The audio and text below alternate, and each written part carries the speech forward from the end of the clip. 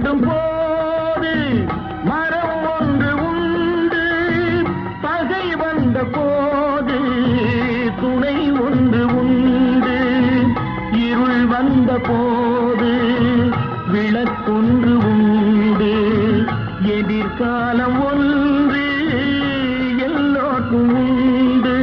உண்மை என்பது என்றும் உள்ளது தெய்வத்தின் மொழியாகும்.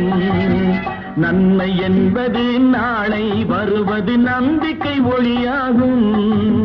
புத்தன் இயேசு காந்தி பிறந்தது பூமியில் எதற்காக? தோழா, ஏழை நமக்காக.